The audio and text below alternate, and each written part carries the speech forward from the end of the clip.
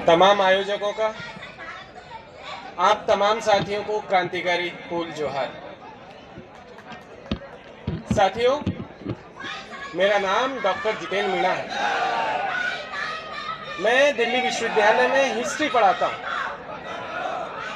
राजस्थान के मीणा कबीले से आता हूँ और आप तमाम साथियों के लिए और आप तमाम साथियों के साथ में अपने लिए अलग आदिवासी धर्म कोड की मांग के समर्थन में यहाँ पर आया हूँ। आप तमाम साथियों को बधाई और शुक्रिया।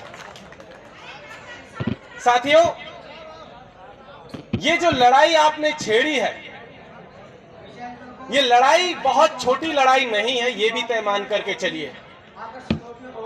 जब आप दिल्ली के जंतर मंतर पर बैठे हुए हैं, कुछ साथी हमारे गोंडवाना से आए हुए हैं, कुछ साथी राजस्थान के दक्षिणी हिस्से से आए हुए हैं, कुछ गुजरात से हैं, कुछ झारखंड और छत्तीसगढ़ से आए हुए हैं। जब आप छत्तीसगढ़ से चल करके यहाँ आ रहे हैं और ये जानते हुए भी कि दिल्ली में जो निजाम बैठा हुआ है वो प्रचंड बहुमत की सरकार के साथ में बैठा हुआ, तब भी आप ये लड़ाई लड़ रहे हैं, इसलिए आप सब लोग बधाई के पात्र हैं। जब आप ये लड़ाई आज 2022 में लड़ रहे हैं, तब ये भी आपके जहन में है कि ये लड़ाई पिछले 75 सालों से चली आ रही है और अभी पता नहीं है कि कब तक चलेगी, तब भी आप ये लड़ाई लड़ रहे हैं, इसलिए आप सब लोग बधाई के पात्र हैं। हमारे लिए आदिवासी धर्म कोड की मांग सिर्फ धर्म का मसला नहीं है, सिर्फ अकेला धर्म का मसला नहीं है, ये हमारे वजूद का मसला है, हमारी पहचान का मसला है, हमारे अस्तित्व का मसला है। ये जो सरकारों में जो लोग बैठे हुए, चाहे किसी भी पार्टी के हो, किसी भी कलर के हो, किसी भी रंग के हो, किसी भी और ग्रुप के हो, इनकी कोई भी आइडियोलॉजी हो, लेकिन उन्होंने आपके खिलाफ एक जंग छेड़ी हुई और इस जंग के खिलाफ आप इनकार कर रहे हैं कि हाँ, मैं अपनी आदिवासियत की पहचान को आपके सामने सरेंडर नहीं करूंगा, मैं अंतिम दम तक अपने लिए लड़ूंगा। और इसलिए ये लड़ाई बहुत जरूरी है। साथियों, बहुत सारे लोग हमसे पूछते हैं, हमसे कहते हैं कि भाई आप ये लड़ाई क्यों लड़ रहे हैं, क्या दिक्कत है आपको, आप हिंदू बन जाइए, मुसलमान बन जाइए, आप सिख बन जाइए, बौद्ध बन जाइए, जैन बन जाइए, क्या दिक्कत है, वो सवाल पूछते हैं। तो उनके लिए यहां से एक जवाब है, क्यों बन जाए। हम इस देश के असली वारिस है, तुम्हारे आने से पहले से यहाँ पर थे और तुम्हारे जाने के बाद भी यहाँ पर रहेंगे। हमारी एक पहचान है, जैसे जयपाल सिंह मुंडा संविधान सभा में कहते थे कि मुझे आदिवासियों के लिए आदिवासी के अलावा कोई दूसरा शब्द मंजूर नहीं है। उन्होंने बड़े क्लियर कट ढंग से कहा था।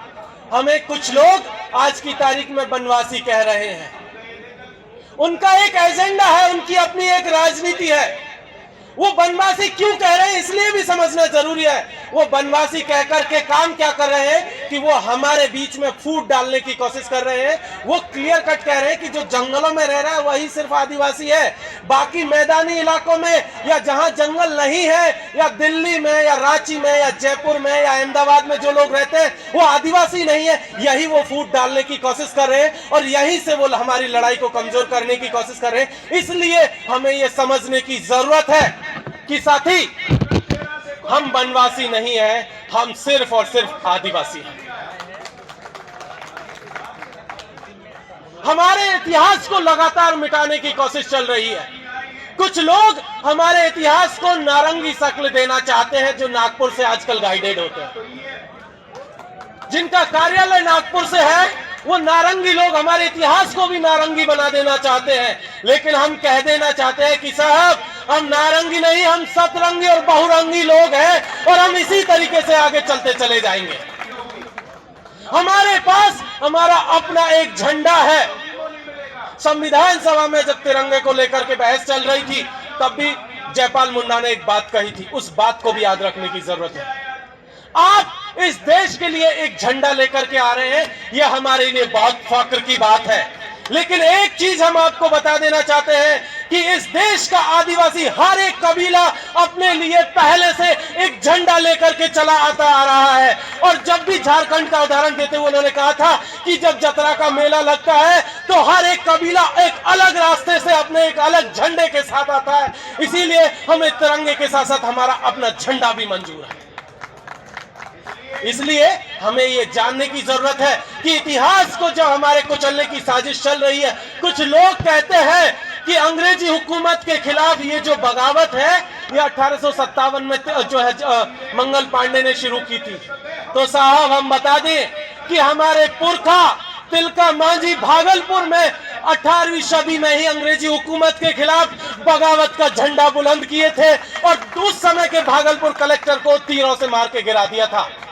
हमारा इतिहास बाबा तिलका मांझी से शुरू होता है, हमारा इतिहास टंट्या भील से शुरू होता है, हमारा इतिहास बिरसा मुंडा से शुरू होता है, हमारा इतिहास कोमरम भीम से शुरू होता है, हमारा इतिहास बाबूराव सेठमाके से शुरू होता है। जो लोग हमारे इतिहास को नारंगी शक्ल देने की कोशिश कर रहे हैं, हमारे इतिहास को तोड़ देने की कोशिश कर रहे हैं, उन्हें बता देना चाहते हैं कि हमारी बुनियाद इतनी कमजोर नहीं है कि तुम्हारे नारंगी जो हमले हैं उससे हिल जाएगी। हमारी बुनियाद नारंगी जो हमले हैं उससे हिल जाएगी। हमारी बुनियाद में तिलका मांझी है, हमारी बुनियाद में बाबा टंट्या मामा है, हमारी बुनियाद में कोमरम भीम और बाबूराव सेठमाके और तमाम लोग हैं। हमारी बुनियाद को आप हिला नहीं पाओगे। जब आप हमारी बुनियाद नहीं हिला पाए तो हमारा वजूद वर्तमान भी नहीं हिला पाओगे।